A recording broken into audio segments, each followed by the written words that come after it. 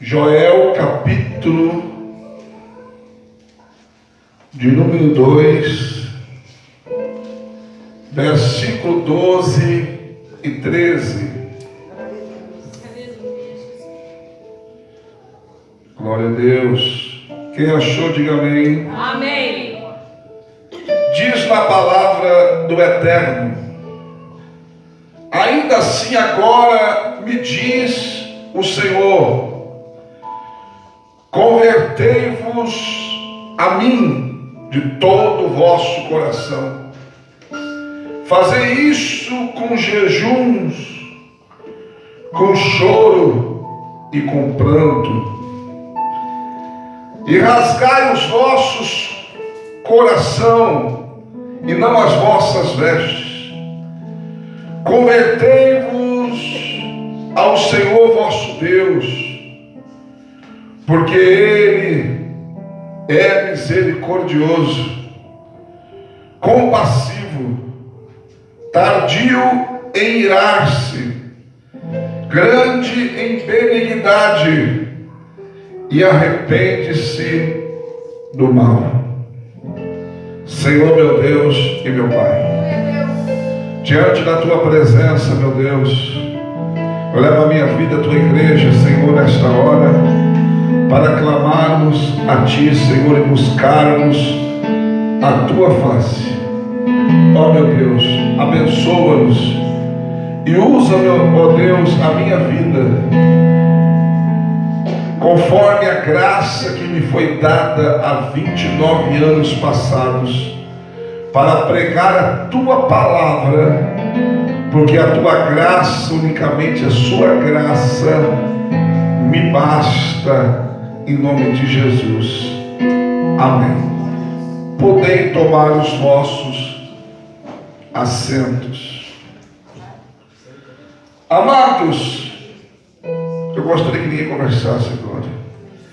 Escute, o profeta Joel, ele profetiza no seu livro 3 acontecimentos: as pragas dos gafanhotos, a futura invasão da Síria e o julgamento das nações. Aqui é a continuação da praga dos gafanhotos, que causou uma grande destruição e trouxe uma grande miséria para o povo de Deus. E agora Deus está usando o profeta para adverti-los, para chamá-los de volta para Deus, porque senão o que era ruim ia ficar pior. Esta é a situação. E ele chama então eles de volta ao Senhor, manda que eles se convertessem de todo o coração, fizessem jejuns, choro e pranto, e disse: rasgai o vosso coração e não as vossas vestes. Era um hábito, rasgar vestes era, vamos dizer assim, algo de grande demonstração de humilhação, de remorso. E o povo rasgava as vestes para demonstrar arrependimento, mas para aqueles que eles rasgavam a veste, conhecia o coração deles, sabia quem eles eram, e muitas vezes questionou eles pelo aquilo que eles faziam, que não era conforme o seu coração. Como certa feita ele disse: esse povo me honra com os lábios, mas o coração deles está longe de mim. E Deus disse para eles: ó, rasgai o vosso coração, não a vossa veste. Eu não quero um arrependimento exterior, eu não quero um arrependimento que você está demonstrando de aparência. Eu quero ver algo no interior de vocês. Eu quero ver algo dentro de vocês mudando. Porque a Bíblia diz em Jeremias 17, versículo 9 e 10: enganoso é o coração mais do que todas as coisas e perverso. Quem o conhecerá? Diz a Bíblia. E ele diz: eu esquadrinho o coração e provo os pensamentos para dar a cada um segundo as suas obras. Deus, Ele olha o nosso coração.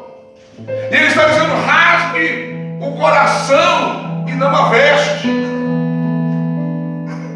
E convertei-nos ao Senhor. Voltai-nos ao Senhor. É o que Deus está pedindo aqui para eles fazerem. E eu quero nessa noite trazer uma palavra do coração de Deus para o seu coração, que vai ter o seguinte tema: 5 razões para voltarmos para Deus. Alguém pode pensar: mas eu não desviei. Irmãos, tem um monte de gente que precisa voltar para Deus dentro da igreja, irmãos. Dentro da igreja precisa voltar para Deus, precisa voltar a viver para Deus, precisa voltar a estar na presença de Deus, precisa voltar a ler a Bíblia, precisa voltar a jejuar, precisa voltar a ter compromisso com Deus. É a história da dracma perdida, uma moeda de valor dentro da casa. Está dentro da casa, mas está perdido, não sabe aonde está. Então, amados, a primeira razão para nós voltarmos para Deus está no começo, ou melhor, no meio do verso 13, porque diz assim, ó: porque Ele é misericordioso. Ou seja, por mais que muitas vezes Deus se desagrade de algo que nós estamos fazendo, por mais que Deus não concorde com a nossa maneira de viver, por mais que alguma coisa que nós viemos a ter feito entristeceu a Deus, Ele é misericordioso.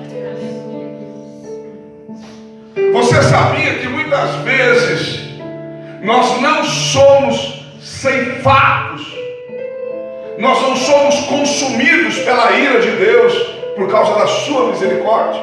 Glória a Deus. Lamentações de Jeremias 3, versículo 22 e 23, diz que a misericórdia do Senhor é a causa de nós não sermos consumidos. E a Bíblia diz que a sua misericórdia não tem fim, e nova ela é a cada manhã. E não é só uma misericórdia que não tem fim, que se renova todos os dias, porque, amados, eu quero que você entenda que a misericórdia que estava sobre a tua vida ontem, ela foi renovada hoje pela manhã, sobre a sua vida. E a Bíblia diz, e o salmista diz no Salmo 23, versículo 6, ele fala: certamente que a bondade e a misericórdia do Senhor me seguirão todos os dias da minha vida, e habitarei na casa do Senhor por longos dias. Glória.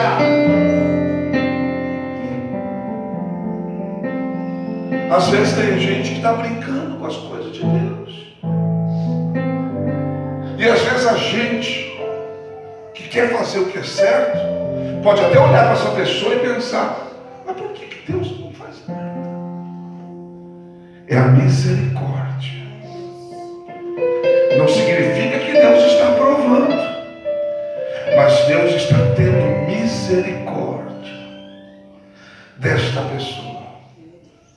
E no caso deles aqui, que vamos dizer assim, que a gota deles chegou no topo do copo, o copo se encheu da ira de Deus contra eles, e Deus mandou pragas sobre eles, Deus mandou os gafanhotos consumir a lavoura deles.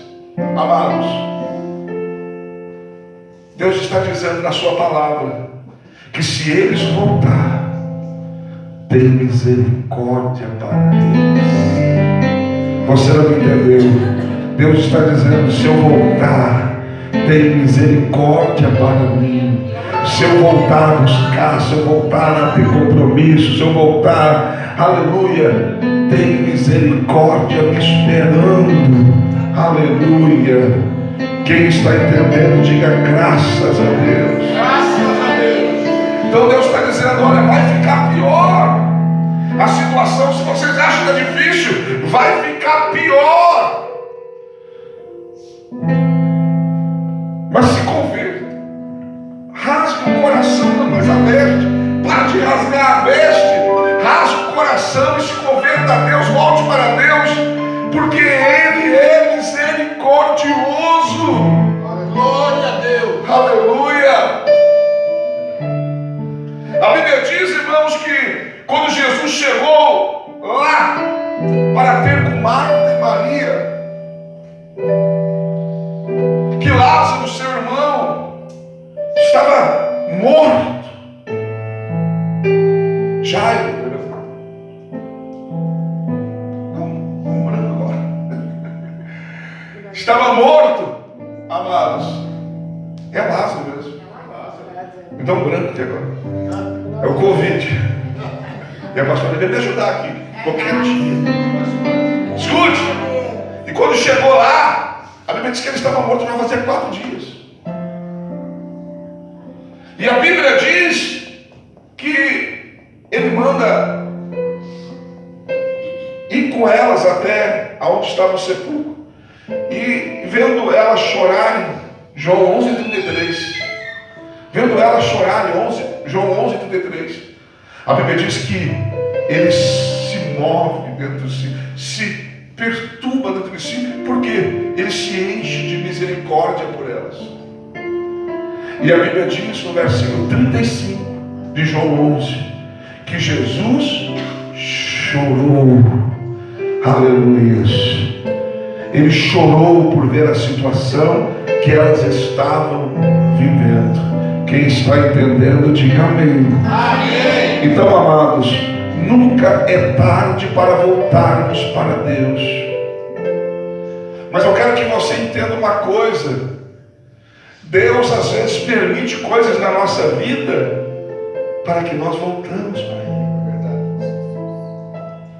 Eu vou dizer para você que eu ando com medo ultimamente da maneira que certas pessoas estão servindo a Deus. E às vezes a gente fala, alguém pensa, já julga que a gente está jogando praga, que a gente está amaldiçoando. Não, é que a gente sabe que uma das maneiras que Deus usa para fazer a gente mudar as nossas atitudes é nos punir. É nos punir. Só que Deus já ficou preocupado também, porque antigamente, quando Deus nos punia, Deus nos castigava, ou Deus permitia alguma situação na nossa vida, as pessoas corriam para a igreja. E hoje, até as pessoas com problema não vêm para a igreja. Então, é uma situação muito difícil. Então, amados, o primeiro motivo ou razão para você voltar para Deus, porque Ele é misericordioso. Mas não fica brincando não, viu? Não fica arriscando não. Aleluia, porque o juízo pode chegar. O juízo pode chegar. E mesmo que o juízo chegue, corre para Deus. Volte para Deus, porque Ele é misericordioso. Glória a Deus. Os homens muitas vezes não têm misericórdia, mas Deus tem misericórdia. Os homens muitas vezes não te darão uma segunda chance, mas Deus vai te dar uma segunda chance se você voltar para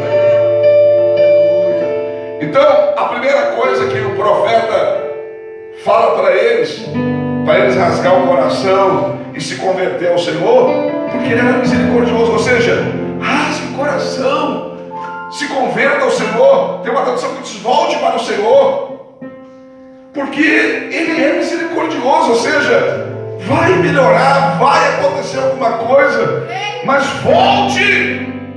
Eu creio, Deus. Oh, aleluia. A segunda razão, o profeta diz: Ele é misericordioso, vírgula, compassivo. A palavra compassivo significa quem tem ou revela Vou repetir. Quem tem ou revela compaixão. A pessoa que revela compaixão, ou que tem compaixão, ela se coloca no lugar da outra pessoa. Quer ver um exemplo disso? Mateus capítulo 8, versículo 1 ao 3, aonde fala na segunda multiplicação de pães e peixes. Jesus viu que a multidão estava com ele já há um bom tempo, e ele chega para os seus discípulos e disse: tenho compaixão da multidão, porque estão comigo há muitos dias, e eu estou preocupado que eles voltem para casa e não há onde comprar pão, e eles venham perecer pelo caminho. Ou seja, ele está preocupado com a volta do povo. Ou seja, eles estão comigo aqui, e se eles voltarem, o que vai acontecer com eles? Então a Bíblia diz que ele tem compaixão daquele povo e quer alimentá-los antes deles voltarem, porque não queria que eles perecessem no caminho. Compaixão é isso, se preocupar com o outro. A pessoa que não tem compaixão dizia: estão comigo aqui há muitos dias, vão embora de uma vez. Mas e daí, o que eles vão comer dano se eu não chamei eles aqui? Eu não mandei eles vir aqui, eles ficaram aqui porque eles quiseram. Não posso fazer nada, eu não sou padeiro, eu não tenho uma padaria para alimentar esse povo, vão embora.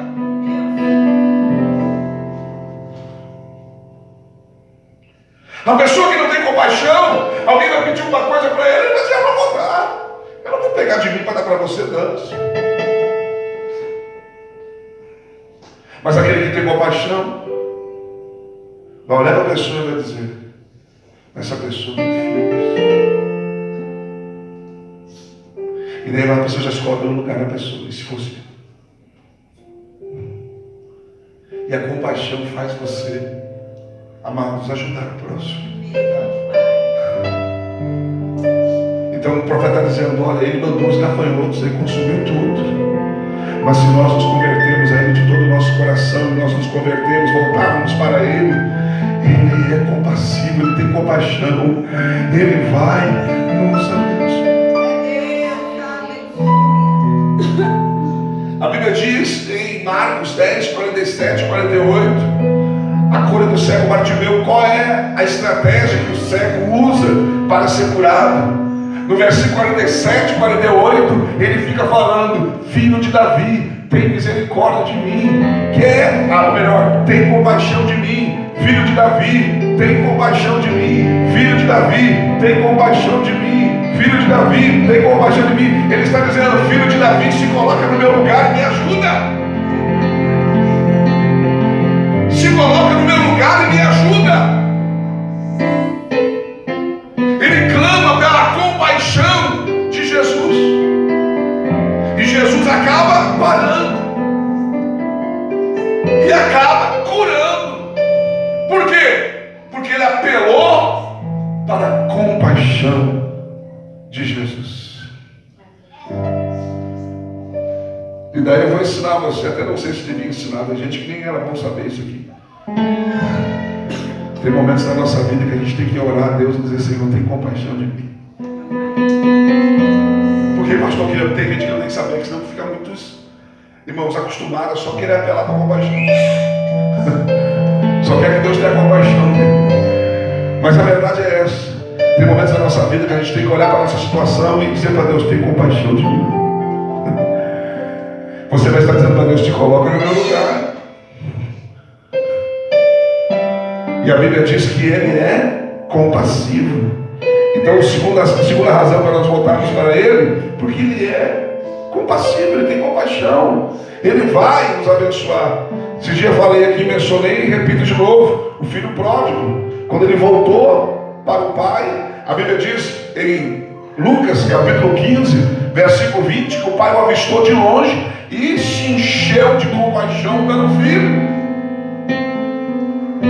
E o recebeu e deu um beijo, e nós sabemos toda a história que aconteceu. Mas o que fez aquele filho ser devolvido à família e à sua posição foi a compaixão do pai para com ele. E o nosso Deus é o Deus que tem compaixão. Terceira razão para voltarmos para Deus. A Bíblia diz, repita comigo, porque Ele é misericordioso, compassivo, tardio em irar-se. Alguma tradução vai estar escrito cheio de paciência. É a mesma coisa. A Bíblia diz que Ele é tardio em irar-se. Ou seja, Ele tem muita paciência. Mas isso não significa que Ele não se ira. Porque no livro de Salmos diz que Deus é um Deus que se ira todos os dias. Mas Ele é um Deus, amados, que tem paciência. E daí eu repito aquela situação. Tem coisas que às vezes Deus está tendo paciência. Está tendo paciência. A pessoa está te deixando da igreja, está se afastando da igreja, Deus está tendo paciência. Mas chega um momento que é paciência. Até o melhor pai, a melhor mãe, eu nem digo melhor, mas a mãe ou o pai cheio de paciência, tem uma hora que pega a paciência.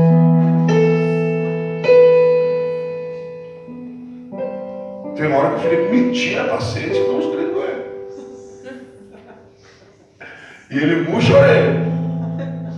E não murcha na vida. Então, amados, nós temos que entender isso. Que Deus, Ele é um Deus cheio de paciência, tardio para irar-se, mas isso não significa que Ele não vai se irar. Não vai se irar. Às vezes as pessoas estão abusando da paciência de Deus. Abusando, irmãos. Abusando.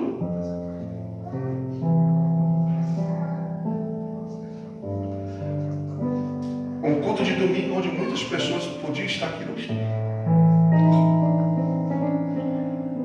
E daí alguém às vezes pode criticar, o pastor é muito político. Pois para mim, quem não veio é mais político do que eu. Entendeu? Então, amados, nós não podemos abusar da paciência de Deus. E nós temos que voltar para Ele enquanto essa paciência, vamos dizer assim, que Ele está tendo paciência com a gente. Porque eu já vi, amados, Ele fazer coisas que levou pessoas a dobrar o joelho aqui dentro e clamar a Ele. Então a gente não pode ficar brincando. Não é tempo da gente ficar relaxado, não é tempo da gente se afastar de Deus, não é tempo da gente ter uma vida fria, não é tempo da gente viver uma vida, amados, de vir na igreja de vez em quando. A gente entende o trabalho de todo mundo, quem trabalha, está trabalhando, glória a Deus. Porque se está trabalhando, pelo menos, irmãos, não está com a vida desocupada. O problema, irmãos, não é quem não vem na igreja às vezes, ou não pode vir sempre na igreja, ou vem poucas vezes na igreja porque está trabalhando. O problema é daqueles que não vêm na igreja porque não estão fazendo nada. Porque o que está trabalhando está ocupado na mente. Está fazendo alguma coisa. E está lutando pela sua vida. Deus até entende. E Deus é o que abre a porta de trabalho para as pessoas. Deus é que ajuda. Agora quem acaba às vezes por nada, mente vazia, é a oficina do diabo. Não está escrito na Bíblia isso, mas é um ditado popular, mas é uma grande verdade. A Bíblia diz: não deixe lugar ao diabo, porque se há espaço, se há lugar, ele entra.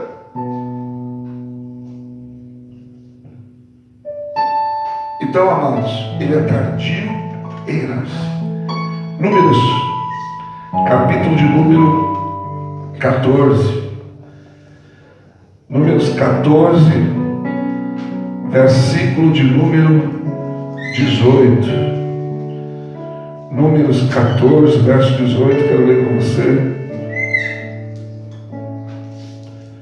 Diz assim: o Senhor é tardio em irar-se, grande em misericórdia, perdoa a iniquidade e a transgressão, ao culpado não tem por inocente. mas visita a iniquidade dos pais nos filhos até a terceira e quarta geração. Então veja, ele é tardio em irar-se, mas se irou muitas vezes. Eu até num tópico aqui a gente vai ver alguma coisa. Quarto motivo para nós voltarmos para Deus. Quarto motivo, quarta razão. Diz assim: porque ele é misericordioso, compassivo, tardio em irar-se, grande em benignidade. A palavra benignidade significa bondade. Está dizendo que Deus é grande em bondade. Certa feita, em Lucas capítulo 18, versículo 18 e 19, alguém disse para Jesus: bom mestre, o que farei para herdar a vida eterna? Jesus disse para ele: por que me chamas de bom? Bom só há um, e é Deus. Até Jesus, irmãos, não quis ser chamado de bom. Ele só existe um. Bom é Deus.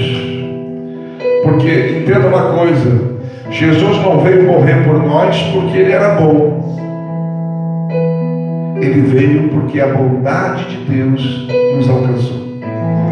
Ele não veio cumprir a vontade dele. Lembra da oração dele lá no Getsemane? Pai, se possível, faça de mim esse cálice, todavia seja feita a tua vontade. Não era a vontade de Jesus, era a vontade de Deus. E por que a vontade de Deus era de nos salvar? Porque Deus é bom. E por que Deus nos salvou? Porque nós somos especiais? Porque nós temos alguma coisa diferente? Não. Porque Deus é bom. Porque na verdade, irmãos, na verdade, eu digo que a maioria que se salva na igreja, todo mundo tem um histórico que não é muito bom. Raramente tem alguém que tem uma, vamos dizer assim, que era mais ou menos. Entendeu? Algum era briguento, o outro era não sei o que, o outro era drogado, o outro era assim por diante. Tinha uma coisa de ruim.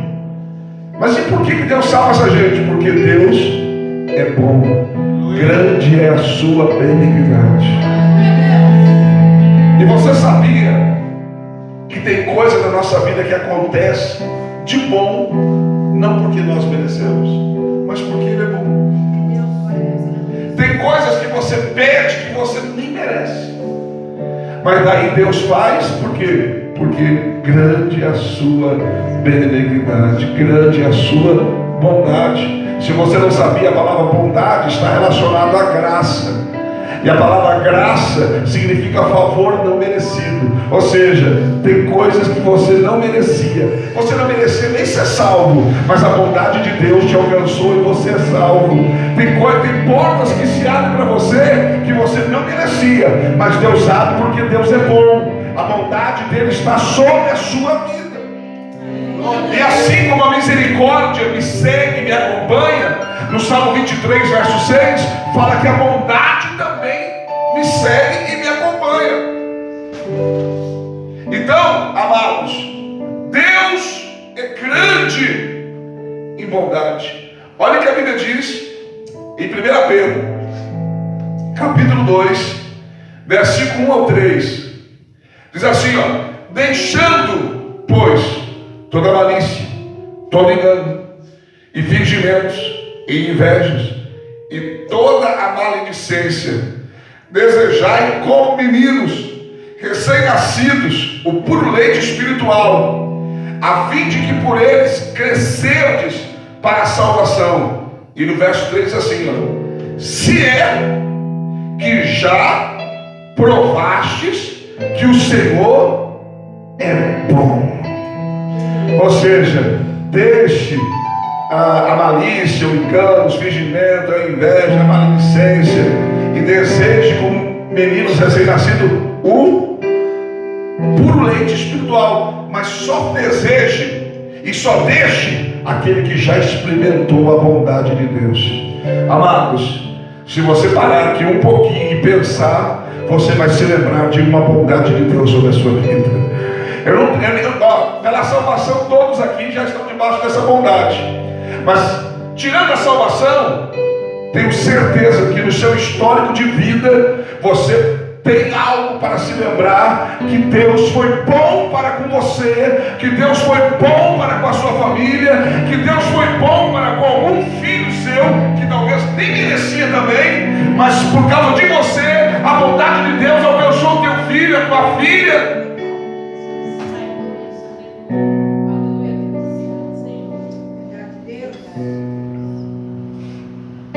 Se é que provaste. Porque a bondade de Deus, amados, você pode provar. A Bíblia diz no Salmo 34, verso 8: provai e vede que o Senhor é bom. Você pode provar e você pode contemplar a bondade de Deus. E se tem alguma coisa, de poucas coisas que eu concordo por aí, amados, se tem uma coisa que eu concordo, que canto por aí, é que a bondade de Deus tem sabor de mel.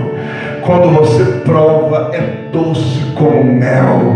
Você pode ter passado pela maior luta da sua vida. Quando a bondade chega, é doce. Mas é tão doce que você sorri da dor que você passou. Então voltamos para Deus, porque Deus é bom, irmãos. Não há nada nesse mundo de bom para trocarmos por Deus. Não há nada nesse mundo de bom para mim ficar em casa e deixar de estar na casa dele adorando a ele. Deus é bom. Glória a Deus. Quinta razão e última, para nós voltarmos para Deus. A Bíblia diz, amados, eu quero que repita comigo, repita. Você vai gravar essa parte. Porque Ele é misericordioso. Compassivo. Tardio em irar-se. Grande em benignidade. E se arrepende do mal. E agora eu vou ler com você o versículo 14. Diz assim: quem sabe se não se voltará e se arrependerá e deixará após si uma bênção em oferta de alimentos e libação para o Senhor vosso Deus. Vamos fazer isso, porque quem sabe Ele não passa por aqui e deixa uma bênção para ele. Ele se arrepende do mal. Tem momento, irmãos, que Deus, eu repito, Deus é paciencioso, mas tem momento que o cálice da ira de Deus se enche. Eu poderia citar aqui vários exemplos, mas vou citar só dois. Primeiro exemplo, Êxodo 32, o povo faz um bezerro de ouro.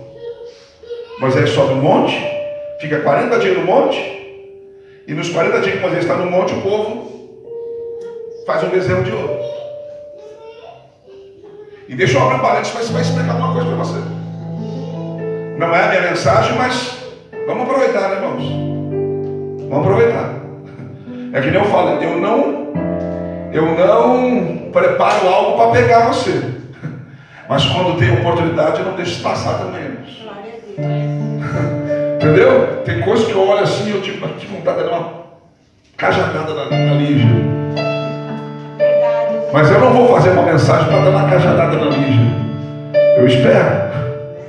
E a hora que a palavra vai encaixar justamente naquilo que ela está fazendo é a hora que eu vou bater. Então deixa eu abrir um parênteses que vai explicar uma coisa. Moisés sobe para o monte. Fica 40 dias na presença de Deus. Que é quando ele recebe as tábuas dos mandamentos, escritas pelo dedo de Deus.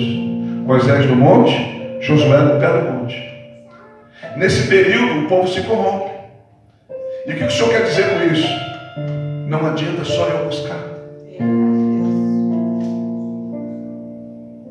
Se só eu me consagrar fosse santificar você, era fácil, irmãos. Nós nem convocava você. Pegava eu, pastor, e ficava aqui na igreja jejuando por você. Mas se nós subir e ficar na presença de Deus e você ficar lá embaixo, você se corrompe. Não adianta o Moisés, o profeta de Deus, subir um monte se você não subir comigo. Porque eu vou estar na glória e você vai estar fazendo um bezerro de ouro.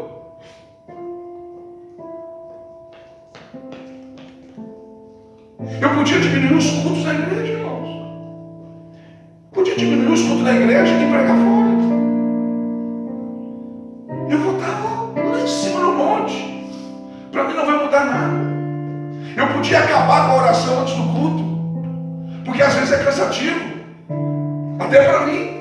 Porque eu tenho que às vezes chegar mais cedo para estudar a mensagem. E aí depois vou pregar. E ainda tenho que puxar a oração. Eu podia dizer, irmãos, a partir de hoje o culto começa às 7h30, 7h30 vai começar o culto. E daí eu faço a minha oração, eu venho aqui de manhã e fico aqui, oro meia hora, 1 hora, beleza, paguei a minha oração do dia, eu estou lá em cima do monte. Mas e você, irmão? Está entendendo? Então essa história, às vezes a gente até usa isso para o psicológico. O importante é quem veio hoje. Se para quem veio hoje subiu um monte, mas quem não veio, será que não está fazendo bezerro de ouro? Entendeu? Então nós precisamos estar juntos, consagrados juntos. Nós precisamos buscar junto. Aleluia, Deus. Tá, mas aí foi a passagem. O povo fez um bezerro de ouro. Deus tirou. Deus tirou tanto que já disse para Moisés assim, ó, o teu povo se corrompeu. Deus falou para Moisés, teu povo, mas o povo não era de Moisés, era de Deus. Deus, eu nem quero mais esse povo, é teu.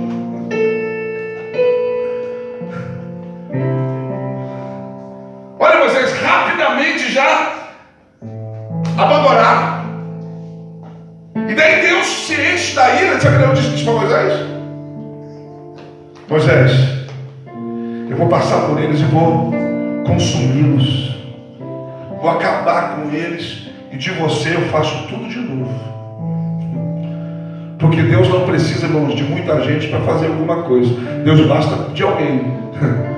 Deus começou com um casal no Éden, destruiu tudo e precisou só de uma família, amados, Noé, a sua esposa e os seus filhos, 8 pessoas dentro da arca para começar tudo de novo. Deus falou, mas eu vou destruir esse povo. Vou acabar com eles. Daí Moisés vai lá, intercede. E daí às vezes alguém pensa, irmãos, que não precisa de uma cobertura espiritual, que não precisa ter um líder, que não precisa ter um pastor. Mas se eles não têm um líder ali para clamar por eles, a Deus, não, é só a gente de Deus. Essa história de ter alguém intermediário não precisa. Mas se não tem intermediário aqui, estão mortos. Porque daí Moisés vai negociar com Deus, vai dizer, Senhor, não faça isso. O que vão dizer? Vão dizer que o Senhor não foi capaz de levar esse povo aonde prometeu. Então, Senhor, não faça isso. Chegou ao ponto de Moisés dizer, Senhor, se não dá para perdoar esse povo, então risca o meu nome do teu livro. Daí Deus, não, Moisés, o homem que pecar esse eu vou riscar do meu livro. E a Bíblia diz, irmãos, você pode ler lá, Êxodo 32, do 10 ao 14, a Bíblia diz que Deus se arrependeu do mal que tinha desejado fazer. É, Deus. Então se a gente volta para Deus, irmãos, às vezes até algo que Ele permitiu na nossa vida, Ele tira, porque Ele se arrepende do mal. Às vezes até algo que ia acontecer, Ele não permite que aconteça, porque Ele se arrepende do mal. Quer ver outro exemplo? 2 Samuel 24, quando Davi faz a contagem do povo e desagrada a Deus isso. E Deus manda ele escolher, fazer uma escolha lá, dá 3 escolhas para ele. E uma das escolhas é que ele viesse cair na mão de Deus. E ele escolhe a mão de Deus.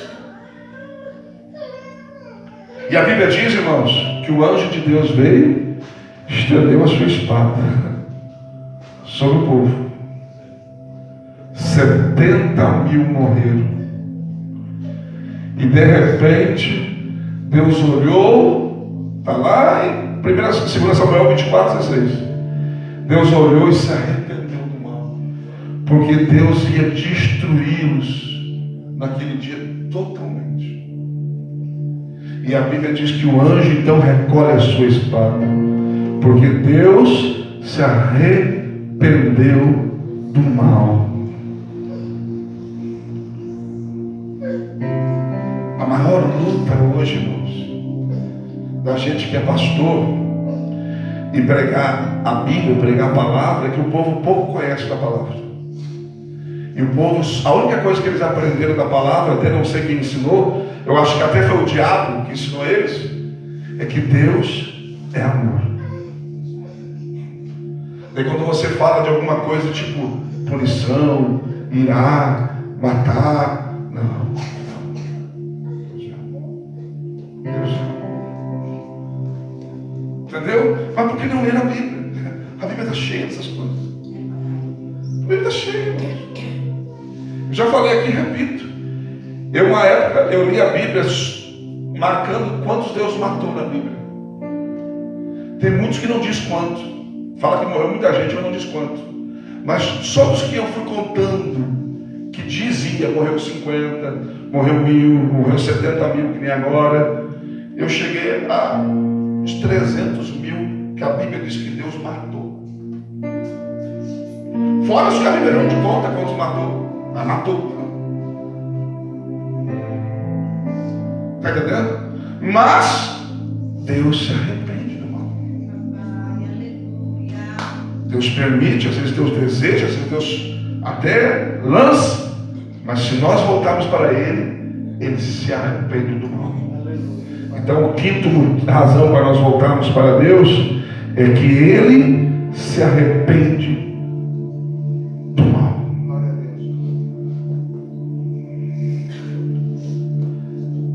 Vamos voltar para Deus, irmãos. Eu quero acabar aqui fazendo uma reflexão com você. Eu não sei quanto tempo você serve a Deus. Se é 1 ano, 10 anos, 20 anos, não sei. O X da questão é essa.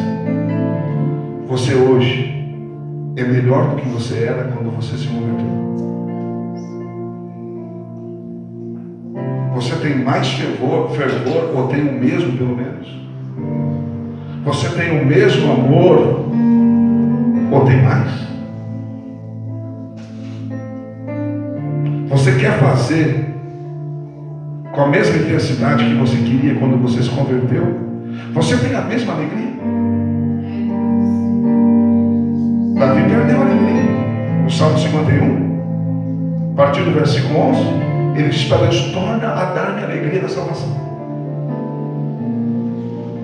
Porque o pecado dele fez ele perder essa alegria. Às vezes nós queremos culpar as pessoas, queremos culpar a igreja, queremos culpar até a liderança. E a culpa está em nós. A culpa está em nós. Então, amados, como que? Se é menos, deveria ser mais hoje. Se passou 1 ano, se passou 10 anos, se passou 20 anos, tinha que ser muito mais. Muito mais. Então, eu preciso voltar. Eu preciso voltar. E nunca é tarde para voltar. Amém? Amém. Se coloca de pé na presença de Deus. A Rafa vai preparar uma canção.